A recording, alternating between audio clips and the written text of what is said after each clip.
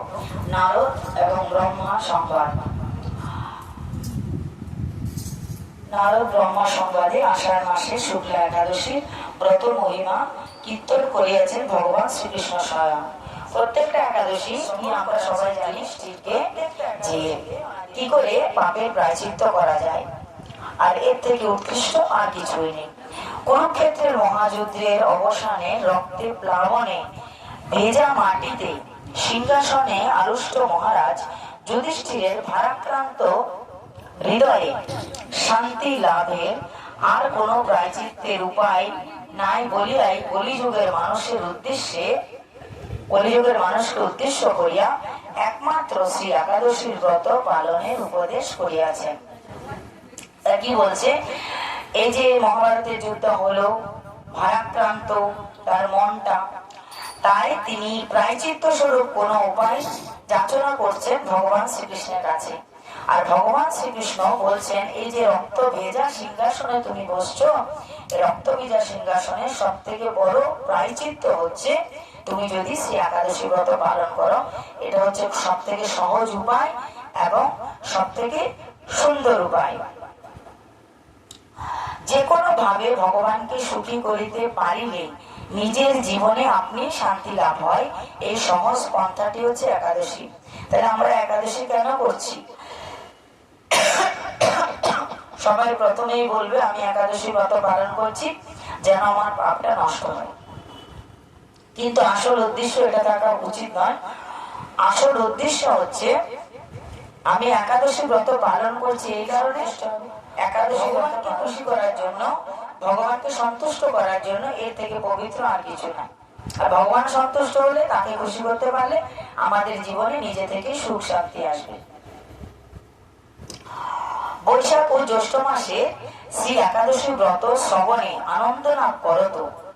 আষাঢ় মাসে ব্রত কথা শুনিবার আগ্রহ প্রকাশ করায় ভগবান শ্রীকৃষ্ণ বলিলেন। প্রথম বৈশাখ মাসে এটা শুনেছি। বৈশাখ মাসে কয়টা একাদশী? দুটো একাদশী। আবার জ্যৈষ্ঠ মাসেও দুটো একাদশী। তো বৈশাখ জ্যৈষ্ঠ দুটো চারটে একাদশী শ্রবণ করার পর আনন্দটা তার কি হলো? বেড়ে গেল। অনেক আনন্দ বেড়ে গেছে যে আমি ভাগবত কথা শুনছি। তখন তিনি আবার শুনতে চাইলেন যে আমি আষাঢ় মাসেরটাও শুনতে চাই। তো তার আগ্রহ দেখে ভগবান তিনি শ্রবণ করাচ্ছেন। শ্রীকৃষ্ণ বলিলেন, মহারাজ, পূর্বে ব্রহ্মা নিজেই নারদকে ব্রত বিষয়ে যাহা বলিয়াছিলেন তাহা আপনাকে শ্রবণ করাইতেছি। অর্থাৎ পূর্বে, এই যে বলছে একদম প্রথম লাইনে ব্রহ্ম বৈবর্ত পুরাণ। আমাদের তো 18টা পুরাণ আছে, তার মধ্যে একটা হচ্ছে ব্রহ্ম বৈবর্ত পুরাণ। এই ব্রহ্ম বৈবর্ত পুরাণে কে শুনেছে? ব্রহ্মা প্রত্যেকটা কথা বলেছে। আর কে শুনেছে? নারদ শুনেছে। আমরা যেরকম ভাগবতে কি পড়ি, যখন ভাগবত শুনি কি রাজা পরীক্ষিত শুনছেন আর বলছেন কি সুখদেব গোস্বামী, সুখদেব বলছেন অথবা সুতমণি বলছেন, কিন্তু শুনছেন কে? পরীক্ষিত। আর এখানে অর্থাৎ ব্রহ্ম বৈবর্ত পুরাণ মধ্যে কে শুনছেন নারদ, বলছেন ব্রহ্মা। তাই ভগবান শ্রীকৃষ্ণ বলছেন যে ব্রহ্মা যখন নারদকে বলছিলেন এই একাদশীর কথা, সেটাই আমি তোমাকে আবার পুনরাবৃত্তি করছি, আবার পুনরায় বলছি তার কথাটাই। শ্রী ব্রহ্মা উবাচ, ব্রহ্মা বলছেন, হে কলি প্রিয় মণিবর নারদ, কলি প্রিয় মণিবর নারদ। প্রত্যেকটা কথার একটা গুরুত্ব আছে। কলি প্রিয় নারদ কেন বলছে? কারণ নারদ মণির একটা স্বভাব দুর্বল জীবকে দয়া করা। তো সব থেকে দুর্বল জীব কোনটা? এই কলিহত জীব। কলির যুগে এই যে আমরা আজকে সবাই বসে এখানে পাঠ শুনছি বা ভাগবত কথা শুনছি, এটা কার কৃপা? নারদ মুনির কৃপা। ভাগবতের প্রথম দিনের শ্রবণে, সপ্তাহব্যাপী ভাগবত যখন হয়, তখন প্রথম দিনের কথায় কিন্তু ভাগবতের যে মাহাত্ম্য আছে সেখানে বলা আছে। নারদ মুনি বলছেন ভক্তি দেবীকে, যখন ভক্তি দেবী বলছেন জ্ঞান বৈরাগ্য অসুস্থ, আমার দুটো ছেলে জ্ঞান এবং বৈরাগ্য অসুস্থ, তাদেরকে একটু সুস্থ করে দেওয়ার জন্য, তখন নারদ মুনি ভক্তি রানীকে খুশি করার জন্য, সুখী করার জন্য বলছেন যে আমি মুক্ত কণ্ঠে ঘোষণা করছি, মুক্ত কণ্ঠে ঘোষণা করছি এই কলিযুগে আমি প্রত্যেকটা ঘরে ভাগবত বা ভক্তি রানীর প্রচার প্রসার করবো। তাই প্রত্যেকটা ঘরে কিন্তু হরিনাম হচ্ছে। আরে জীবনে একবার হলেও তো হচ্ছে, প্রত্যেকটা ঘরে কম বেশি হচ্ছে। কার কৃপা? নারদ মুনির কৃপা। তিনি কি বলেছেন? ঘোষণা করেছেন, যদি আমি প্রতি ঘরে হরিনাম প্রচার করতে না পারি তবে আমার নামই আমি পাল্টে দেবো, নারদ মুনি না রেখে অন্য নাম রাখবো। তাহলে কত বড় কথা বলেছে। সেই কারণে বলছে কলিজীবের সব থেকে মানুষের যে প্রিয়জন বা যে কলিজীবের মানুষকে সব থেকে ভালোবাসেন তিনি হচ্ছেন নারদ মুনি। তাই সংক্ষেপে এক লাইনে বলেছেন কলি প্রিয় নারদ। হে কলি প্রিয় মণিবর নারদ, আপনি বৈষ্ণব সাধু প্রশ্ন করিয়াছেন, এই সংসারে হরিবাসর ভিন্ন আর পবিত্র কিছুই নাই। এই একাদশীর আরেকটা নাম হচ্ছে কি? হরিবাসর। একটু পরেই পাঠ শেষ হলে আমরা হরিবাসর করবো, কারণ মহাপ্রভুর আদেশ হরিবাসর, এটার নামই হচ্ছে হরিবাসর। তো এই যে হরিবাসর আমরা করব, তার আগেই বলছে এই নামই হচ্ছে হরিবাসর, তাই একে সবাই সম্মান করে ভক্তি করে, অতি পবিত্র।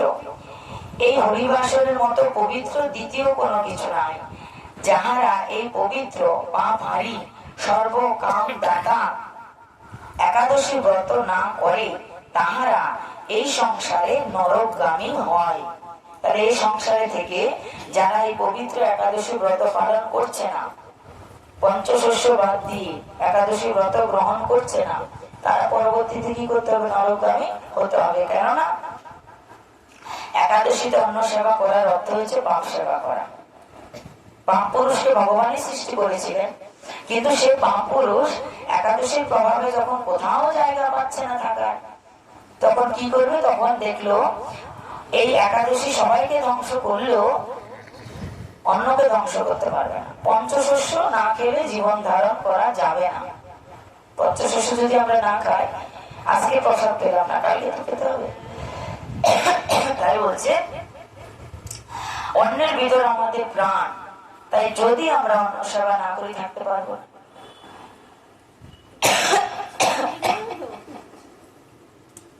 তো সেই কারণে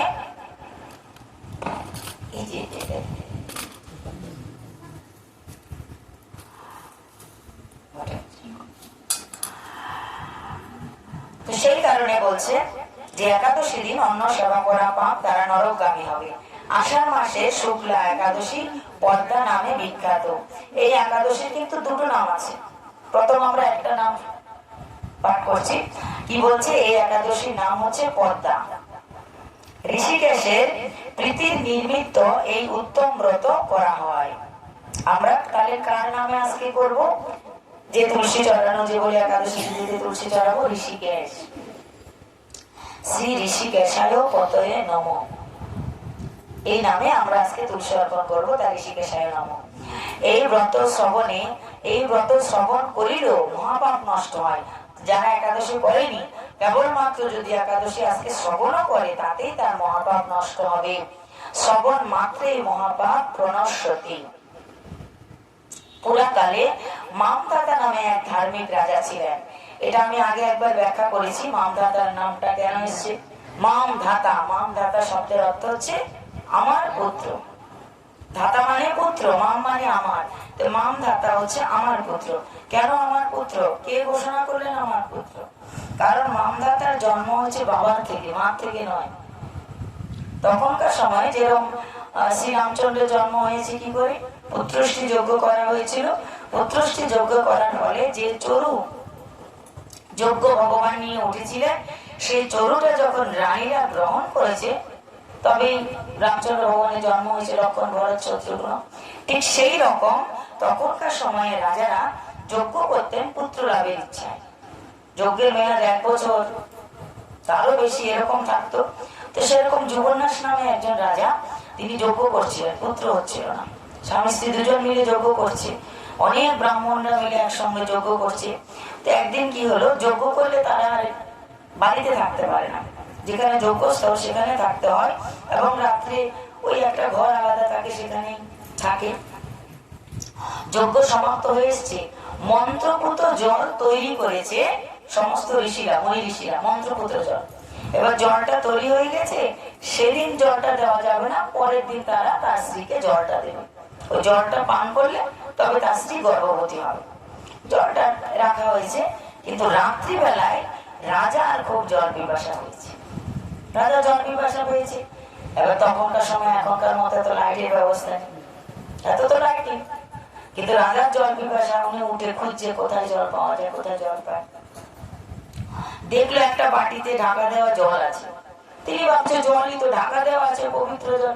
উনি ঢাকনা তুললো, পুরো জলটাই এত পিপাসা পেয়েছে, খেয়ে নিয়েছে। এবার সকালবেলা মুনি ঋষিরা একত্র হয়েছে, আবার যজ্ঞের শালা এসছে, প্রণাম বন্দনা করার পর এবার বলছে জলটা নিয়ে আসি, রানীকে দেব। জল আনতে গেছে, আর তো জল নেই, ঢাকায় দেওয়া আছে কিন্তু জলই নেই। তা বলছে এই জলটা খেলো কে, মন্ত্রপুত জল কে খেয়েছে? রাজা বলছে এই জলটা তো আমি খেয়ে নিয়েছি। বলে সর্বনাশ, এই জল আপনি খেয়েছেন, তাহলে আপনি তো গর্ভবতী হবেন, কারণ এই জল যে খাবে সেই গর্ভবতী হবে। তাহলে একটা পুরুষ যদি গর্ভবতী হয়, সে পুরুষের বাচ্চাটা জন্মাবে কি করে? তিনি গর্ভবতী হলেন, সন্তান বড় হলো 10 মাস 10 দিন, এবার তো তার বের করতে হবে সন্তানটা। তাই এখনকার সময় কি করে বের করে? সিজার করে বের করে। তখনকার সময় আমাদের মুনি ঋষিরা এতটাই আধুনিক এবং এতটাই পারদর্শী ছিলেন বিদ্যা বুদ্ধিতে, সমস্ত গুণ তাদের মধ্যে ছিল। তারাও কিন্তু ওই সিজার করেই বাচ্চাটাকে বের করেছিলেন, এবং বাবা বেঁচে গেছিল, মরে নাই কিন্তু সে পুরুষটা, সে রাজা মরেনি। বাচ্চাটা বের করেছে, জন্ম হয়েছে, কিন্তু বাবার থেকে না জন্ম হয়েছে, তো মায়ের দুধ পাবেটা কোথায়? মায়ের থেকে জন্ম হলে না মাতৃ দুধ পান করবে, কিন্তু মায়ের তো দুধ হয়নি। তো বাচ্চাটা তখন চিৎকার করে রোদন করছে যে দুধ পান করার জন্য, আমি কি খাবো, আমি কি খাবো। কোনো খাবার পাচ্ছে না, সে তো মারা যাবে খাবার না পেয়ে। যখন খাওয়ার জন্য খুব রোদন করছে, সেখানে উপস্থিত সমস্ত দেবতারা ছিলেন, কারণ যজ্ঞের ভাগ নেওয়ার জন্য প্রত্যেকটা দেবতা সেখানে, অগ্নিদেব, বরুণ দেব, ইন্দ্রদেব, সব দেবতা উপস্থিত আছেন, যজ্ঞের ভাগ নেবে। সেখানে ইন্দ্রদেব তো সবার মধ্যে রাজা, তাই দায়িত্বটা কার? যিনি রাজা তার বেশি দায়িত্ব। তাই কে এগিয়ে আসলেন? এগিয়ে আসলো রাজা ইন্দ্র। ইন্দ্র দেবতা এগিয়ে এসে বলছে মাম ধাতা। সবাই জিজ্ঞেস করছিল, ঋষিরা জিজ্ঞেস করছে এই পুত্রের দায়িত্ব কে নেবে, কে পুত্রটাকে লালন পালন করবে, কে পুত্রটাকে দুগ্ধ পান করিয়ে বাঁচাবে, কে বাঁচাবে ছেলেটাকে? তখন ইন্দ্রদেব বলছেন মাম ধাতা, এটা আমার, আমি পুত্রটাকে বাঁচাবো। তাই মাম ধাতা বলে তিনি আসলেন এগিয়ে, এবং তার পায়ের একটা বলিষ্ঠ আঙ্গুল, ছোট্ট আঙ্গুলটা মুখে ঢুকিয়ে দিলেন, সেখান থেকে খুব দুধ বেরোতে লাগলো। সেই দুধ পান করে বাচ্চাটা জীবন পেল, সেই থেকে নাম হলো কি মামধাতা। তার দুগ্ধ পান করার দায়িত্ব কে নিলেন? ইন্দ্র নিলেন, মায়ের দায়িত্ব। তাই সেই হিসাবে সেদিন থেকে তার নাম হলো মামধাতা, আমার পুত্র। এই মামধাতার কথা আসছে, বলছে পুরাকালে মামধাতা নামে এক ধার্মিক রাজা ছিলেন। তিনি প্রজাকে নিজ ওরসজাত পুত্রের ন্যায় লালন পালন করিতেন। তাহার রাজ্যে দুর্ভিক্ষ, মানসিক কষ্ট, শারীরিক ব্যাধি, আতঙ্ক ছিল না। সবাই ধন এবং ধান্যযুক্ত ছিল, অর্থাৎ রাজ্যে কোনো অভাব ছিলই না। বসুমতী তাকে দুহাত ভরে সমস্ত শস্য প্রদান করছিলেন। রাজার ধনভাণ্ডারে তার অন্যায়ভাবে উপার্জিত কোনো ধন ছিল না। রাজার যে ধনভাণ্ডার ছিল, রাজা সেখানে অন্যায়ভাবে কারো থেকে কোনো অর্থ আনেননি। অর্থাৎ যে পরিমাণ খাজনা, যে পরিমাণ ট্যাক্স দেওয়ার দরকার, তিনি কেবল নির্ধারিত সেই পরিমাণে নিতেন। অন্যায়ভাবে উপার্জিত কোনো ধন তার ছিল না। এইভাবে বহু বৎসর কাটিয়ে গেল। পূর্বে কোনো পাপ কর্মের পরিপাক দশা উপস্থিত হওয়ায় তিনি 3 বৎসর তাহার রাজ্যে জল বর্ষণ হলো না। তাহলে দেখুন, তিনি তো এই জন্মে বহু পুণ্য করেছেন। আমরা অনেকেই বলি, প্রায় সবাই বলি আমি তো এই জন্মে কোনো পাপ করিনি, তাহলে আমার কেন এত দুঃখ হয়, আমার কপালে কেন দুঃখ, এটা তো আমরা বলি। তাহলে এই রাজার মতো পুণ্য তো আমরা কেউ করি, তিনি যতটা পুণ্য করেছেন, কিন্তু তারও পূর্বজন্মের পাপ উপস্থিত হলে সেই পাপের ফলে কি হলো, 3 বছর তার রাজ্যে বৃষ্টি হলো না। তাহলে কি বোঝা গেল, আমাদের প্রত্যেকের আগের জন্মের অনেক পাপ জমা আছে, সেগুলো আমরা কিছু কিছু এই জন্মে ভোগ করি। কিছু কিছু, পুরোটা ভোগ করলে তো সারা জীবনে দুঃখ যাবে। তো আমরা কিছু কিছু ভোগ করি, যার জন্য আমাদেরকে মাঝে মাঝে দুঃখ পেতে হয়, মাঝে মাঝে আমরা দুঃখ পাই। কেন? দুঃখ না আসলে সুখের মর্যাদাটা আমরা দেব না। যদি আমাদের জীবনে দুঃখ না আসে, আমরা সুখের মাহাত্ম্যটাই বুঝবো না। কিন্তু মাতা কুন্তী এবং অন্যান্যরা আরো অনেক আছেন যারা দুঃখকে বেশি ভালোবেসেছেন, দুঃখকে বেশি প্রাধান্য দেন। কেন? বলে সুখ মে সম্মিলন করি না, বলে কেউ সুখে আমাকে ডাকে না, কিন্তু দুঃখের সময় আমাকে সবাই ডাকে। তাই তুলসীদাস দুঃখকে মাহাত্ম্য দিয়েছেন, মাতা কুন্তীও দুঃখকে মাহাত্ম্য দিয়েছেন।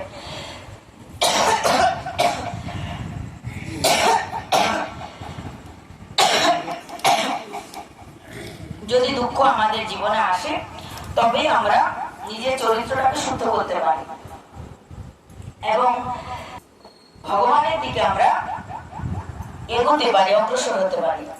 আর ভগবানের মহিমা আমরা ভালো করে বুঝতে পারি, জানতে পারি।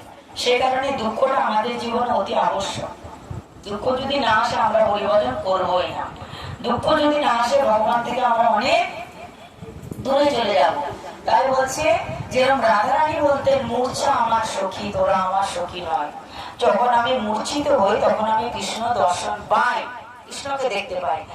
তেমনি যখন আমাদের জীবনে দুঃখ আসে, সেই সঙ্গে সঙ্গে কৃষ্ণ আমাদের হাতটা ধরে নেয়, ভগবান শ্রীকৃষ্ণ আমাদের হাত ধরে নেয়।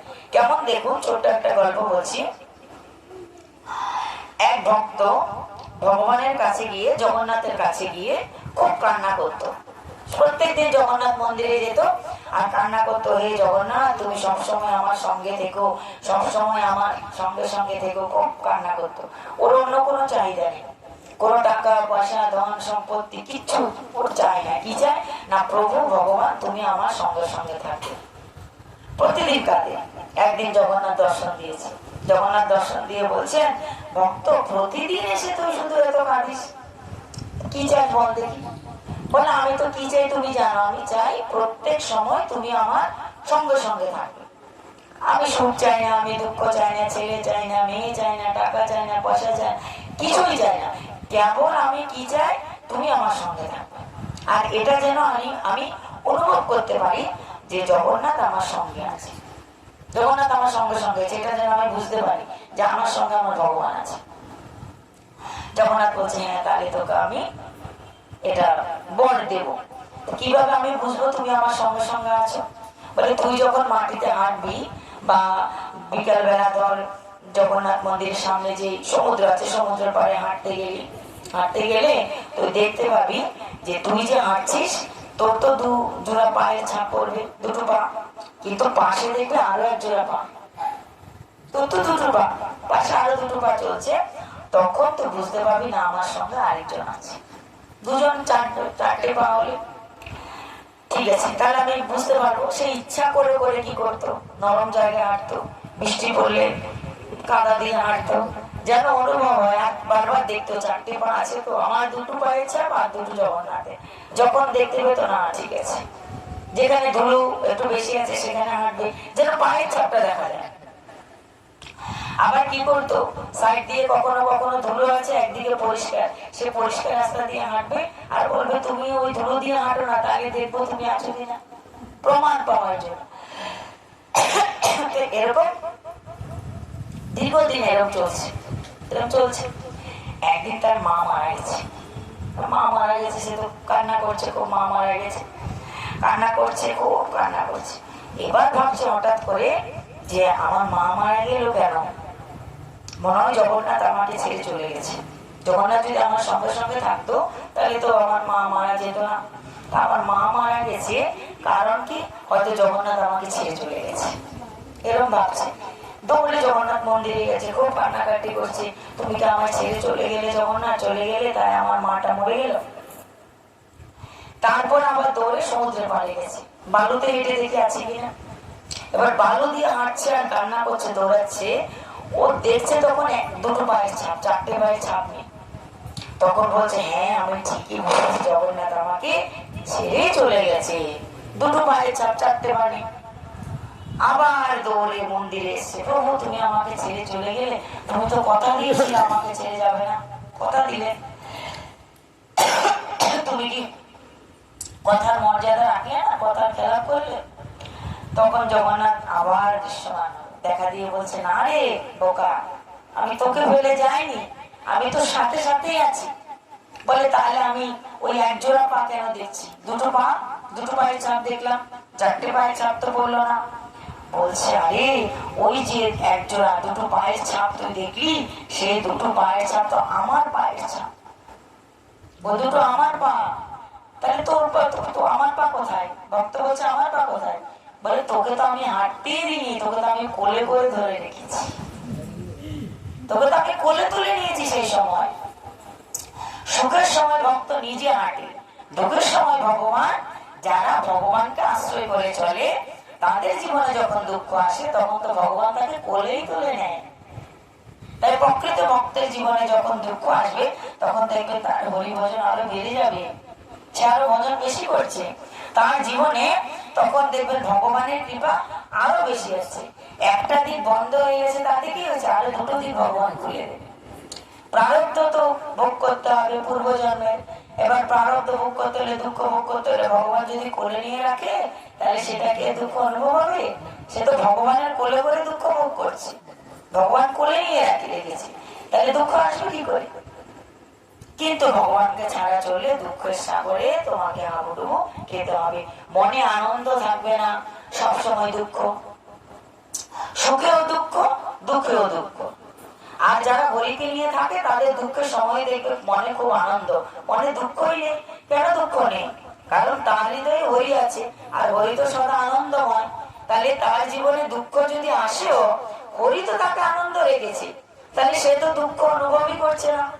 তাকে জিজ্ঞেস করলে বলবে, কেউ যদি ভাবে আরে এই লোকটা তো কাজ টাজ কিছু নেই, ও তো মনে দুঃখে আছে, তাকে জিজ্ঞেস করলে সে বললো না আমি তো বড় আনন্দে আছি, আমার তো মনে হয় না আমি দুঃখ আছি, আমি তো আনন্দে আছি। কেন সে আনন্দে আছে? তার ভিতরে হরি স্বয়ং আছে, তাকে হরি নিজেই কোলে করে নিয়ে আছে, তাহলে দুঃখ কি করে থাকবে? সে কারণে সবসময় আমাদেরকে ভগবানের আশ্রয়ে থেকে চলা উচিত, যাতে করে দুঃখের সময় ভগবান আমাদেরকে কোলেই তুলে নেয়। তাই মামদাতার জীবনে এত পুণ্য করা সত্ত্বেও 3 বছর তার রাজ্যে কোনো বৃষ্টি হলো না। 3 বছর বৃষ্টি না হলে কি হবে? 1 বছরে যদি বৃষ্টি না হয় ফসল হয় না। 3 বছর বৃষ্টি হচ্ছে না তো গাছের পাতাই নেই, সব গাছ মরে যাচ্ছে, শুষ্ক রুক্ষ হয়ে যাচ্ছে। সেই কারণে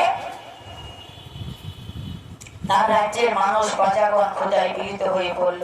সোহা সধা সেই মন্ত্র উচ্চারণ বেদ পাঠ লোপ পেয়ে গেল। আরে গাভীরা যদি ঘাস না খাবে তাহলে গাভীরা দুধ কি করে দেবে? গাভীরা যদি বেশি বেশি করে দুধ না দেবে তাহলে ঘি কি করে তৈরি হবে? ঘি যদি না হয় তবে যজ্ঞ কি করে হবে? তার প্রত্যেক কিছুর জন্য আগে প্রয়োজন বৃষ্টি, তবে ভগবানের কৃপা। তাই বৃষ্টি হচ্ছে না। শত চেষ্টা করিও দেশে ফসল উৎপাদন করা গেল না। তখন প্রজাগণ মহারাজের নিকট গিয়া উপস্থিত হইলেন। মহারাজ, হিতকর বাক্য শ্রবণ করুন। প্রজারা গণ্যমান্য ব্যক্তি যারা ছিল তাদের কাছ থেকে প্রতিনিধি যারা খুব বুদ্ধিমান, যেরকম সমস্ত ঋষিদের পক্ষ থেকে কেউ প্রশ্ন করেন, সনক আদি ঋষি প্রশ্ন করেন, সেরকম সমস্ত প্রজাদের পক্ষ থেকে বুদ্ধিমান কেউ প্রশ্ন করছে। তো তারা বলছে রাজাকে, রাজা হিতকর বাক্য শ্রবণ করুন। আপনারা অর্থাৎ জল নরগণের আশ্রয়, তাহলে জল হচ্ছে আমাদের আশ্রয়, আবার সেই জল ভগবানের আশ্রয়। ভগবানও কোথায় শুয়ে আছে? জলের উপরে শুয়ে আছে। তাই সেই জলটা ভগবানেরও আশ্রয়, আবার জলটা আমাদেরও আশ্রয়। এই জন্য ভগবানকে নারায়ণ বলা হয়। নারায়ণ মানে কি? নারায়ণ, যিনি জলের উপরে, আয়ন মানে স্বয়ং করা, আর না শব্দের অর্থ বোঝানো হচ্ছে জল। জলের উপরে যিনি আয়ন করে আছে অর্থাৎ স্বয়ং করে আছে তাকে বলা হয় নারায়ণ। ভগবান বিষ্ণু পূজ্য রূপী সর্বগত, তিনি জল বর্ষণ করেন। সেই জল হইতে অন্ন, অন্ন হইতে প্রজা সৃষ্টি এবং রক্ষা হয়। মহারাজ, আপনি সেরূপ কার্য করুন যাহাতে যোগ ক্ষেম এবং যোগ ক্ষেম ভগবত হয়। রাজা তখন নিজ অপরাধ স্বীকার করলেন। দাদাকে বলছে নিশ্চয়, আরে একটা কথা তো সোজাসুজি বলতে হয় না যে আপনার অপরাধের জন্য বৃষ্টি হচ্ছে না 3 বছর, সেটা বলছে না, বলিয়ে বলছে আপনি এমন কোনো কাজ করুন যাতে করে আমাদের রাজ্যে বৃষ্টি হয়। রাজা তখন নিজে থেকেই বলছে আমি আমার অপরাধ স্বীকার করলাম, আমি বুঝে গেছি পূর্বজন্মের আমার পাপের ফলে আমার রাজ্যে বৃষ্টি হচ্ছে না, আমি সেটা স্বীকার করে নিলাম, আমার অপরাধ। ইহজন্মের না হইল ইহা আমার পূর্বজন্মকৃত কর্মফল। যাই হোক, আমি আর প্রতিরোধ কল্পে যথাবিহিত উপায় অবলম্বন করিতেছি। এই বলিয়া মহারাজ বিধাতাকে স্মরণ করিয়া মুনিশ্রেষ্ঠ তাপসগণের উদ্দেশ্যে সৈন্য সমবেত হইয়া গহন বনে প্রবেশ করিলেন। তাহলে কার কাছে যেতে হবে রাজাকে? যদি সমস্যার সমাধান করতে হয়, সমস্যার সমাধান করতে হলে মনি ঋষিদের কাছে যেতে হবে। মনি ঋষিরা ছাড়া সমস্যার সমাধান কেউ দিতে পারবে না। তাই মনি ঋষিরা হচ্ছে সর্ববেদের জ্ঞাতা, তারাই জানে কোন গ্রন্থে কি নিয়ম দেওয়া আছে, কোন গ্রন্থে কি সমস্যার সমাধান দেওয়া আছে। তো সেই গ্রন্থই যদি না পড়ি, প্রত্যেকটা সমস্যার সমাধান আমাদের বেদ উপনিষদ বিভিন্ন গ্রন্থে দেওয়া আছে। দুঃখের বিষয় এটাই, আমাদের হিন্দু সনাতন ধর্মের অনেকেই এটা করে থাকেন। একটু ছোট বাচ্চাদের কিছু শরীর খারাপ হবে, হাওয়া বাতাস লেগেছে, চলো যাই মসজিদে ইমামের কাছে একটু জল পড়া নিয়ে আসে, ফুদিয়ে দেবে। এটা অনেকেই করে। আমাদের সনাতন ধর্ম অবলম্বী যারা আছে তারা অনেকেই ছোট বাচ্চার একটু কিছু হলো তো কি বলবে, হাওয়া বাতাস লেগেছে, চলো মসজিদে নিয়ে যায়, মসজিদের ইমাম একটু জল পড়া দিয়ে দেবে, একটু ফু দিয়ে দেবে, তাহলে আমার ছেলে ভালো হয়ে যাবে। কেন? আমাদের সনাতন ধর্মের লোকেরা কি এতই মূর্খ? ওদের মুসলিমদের ধর্মটা কত বছর পুরানো হয়েছে? 5000 বছর হয়েছে কিনা সন্দেহ। ওদের কোরআনটা কত বছরের, আর আমাদের বেদটা কত বছরের? আমাদের বেদটা অনেক পুরানো, তাই এটাকে সনাতন ধর্ম, সব থেকে আদি ধর্ম, সব থেকে আদি, তাই সনাতন। এখানে সবকিছুই আছে। আরে কিছু যদি না পারো, তুলসী তলার একটু মাটি নিয়ে নাও, তুলসী তলার মাটি নাও, একটু গোল করে পাকাও, গোল গোল গোল গোল করে ছোট ছোট বলের মতো হবে, ওইটা শুকিয়ে নিয়ে 7 বার করে মাথার উপর দিয়ে ঘুরে, উপর থেকে নিচে অব্দি, উপর থেকে নিচে অব্দি ঘুরিয়ে তারপর সেটা ফেলে দাও অনেক দূরে। সেটা থেকে উৎকৃষ্ট কিছু আছে?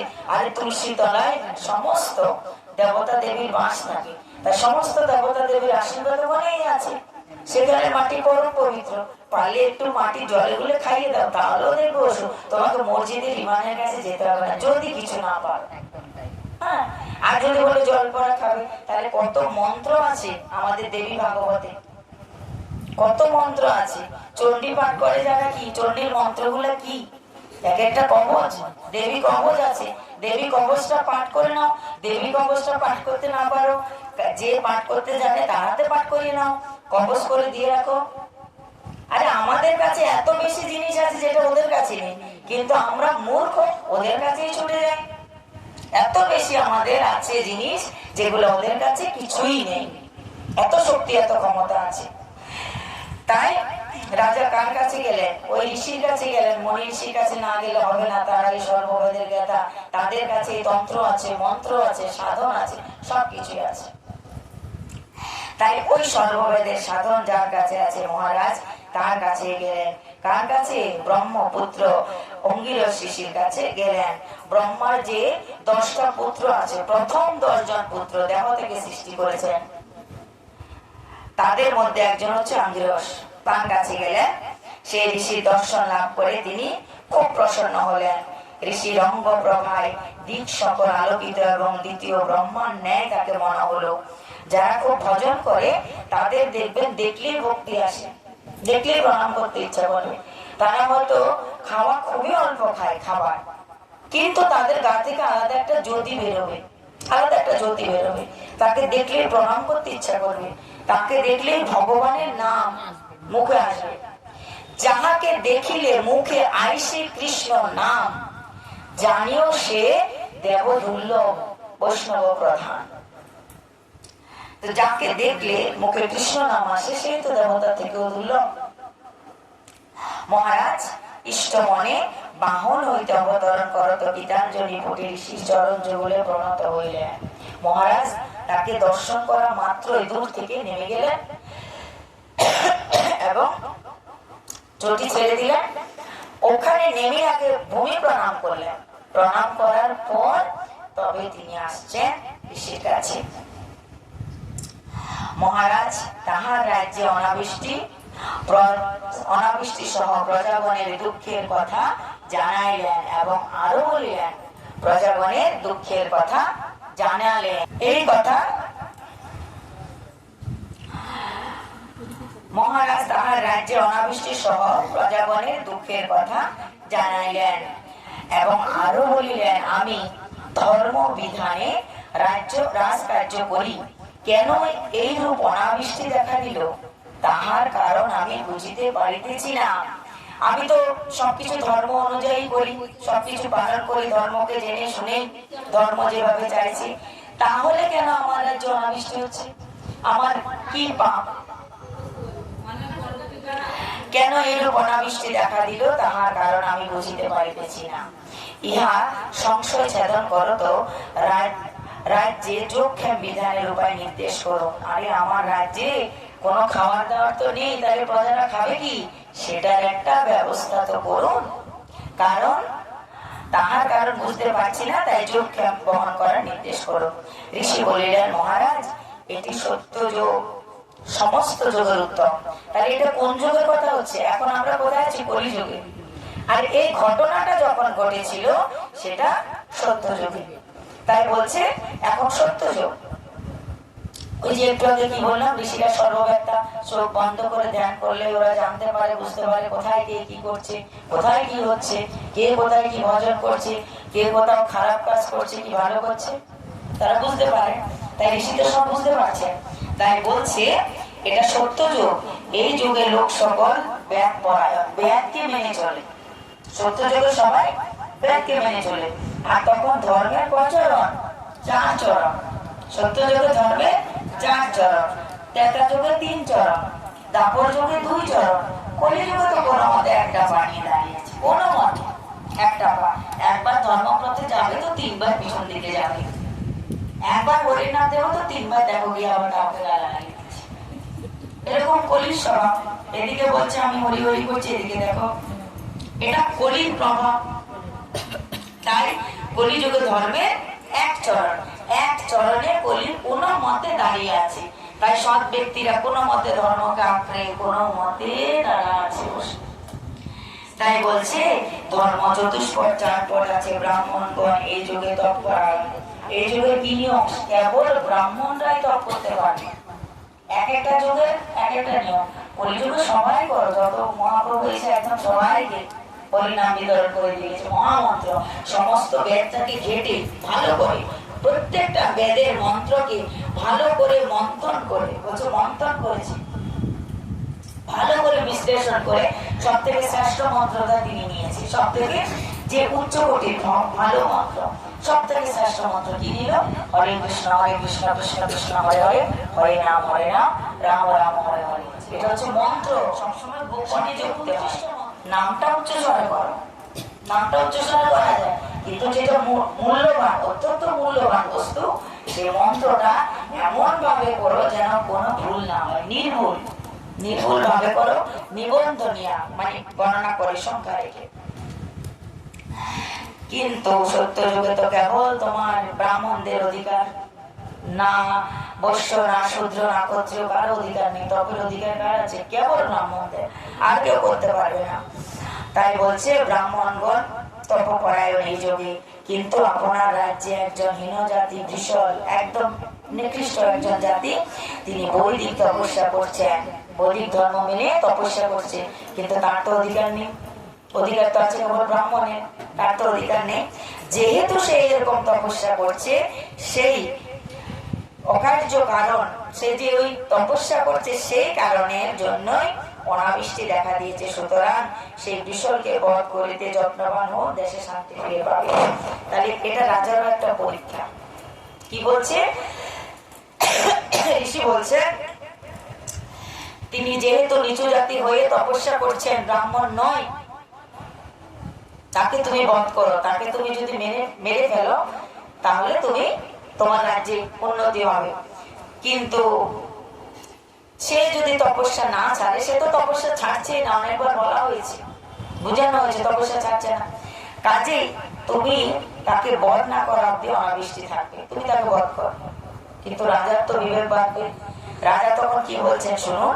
মহারাজ গীতাঞ্জলি ফুটে বলিলেন, ঋষিবর, মানুষ হিসাবে তপস্যাকারী নিষ্পাপ, যে কোনো মানুষ তপস্যা করতে পারে, যদি সে ভগবানের নাম নেয়, তপস্যা করে, সে নিষ্পাপ হোক না সে অন্য জাতি, যে জাতি হবে, সে যখনই তপস্যা করছে, ভগবানের নাম স্মরণ করছে, সে তো নিষ্পাপ হয়ে গেছে। তাহলে এই নিষ্পাপ ব্যক্তিকে মেরে আমি আমার রাজ্যের ভালো কামনা করবো, এটা তো ঠিক নয়। তাকে মারলে তো আমি পাপের ভাগী হব। যে কোনো বর্ণের মানুষ যিনি তপস্যায় আগ্রহ প্রকাশ করেন, তিনি মানসিক যোগ্যতা লাভ করিয়াছেন বলিয়া ধরিয়া নিতে হবে। মানসিক যোগ্যতা কি? তিনি ধীরে ধীরে উন্নতি লাভ করছেন, ধীরে ধীরে উপরের স্তরে যাচ্ছেন, উপরের দিকে। তাই তিনি তপস্যা করছেন বলে জানতে হবে মানসিক যোগ্যতা। মনের দিক থেকে ব্রাহ্মণ হয়ে উঠেছে, কাজের দিক থেকে হয়তো ব্রাহ্মণ হচ্ছে না, পূজা পাঠ করছে না, মানসিক দিক থেকে উচ্চতরে ব্রাহ্মণের দিকে যাচ্ছে, মানসিক দিক থেকে ব্রাহ্মণ হচ্ছে। ভাগবত আরাধনায় সকলের সমান অধিকার। ভাগবত আরাধনায় বা ভগবানের আরাধনায় সকলের সমান অধিকার আছে বুঝি আমি এই তাপস বিষয়কে বধ করিব না। যদি কোনো অন্য উপায় এই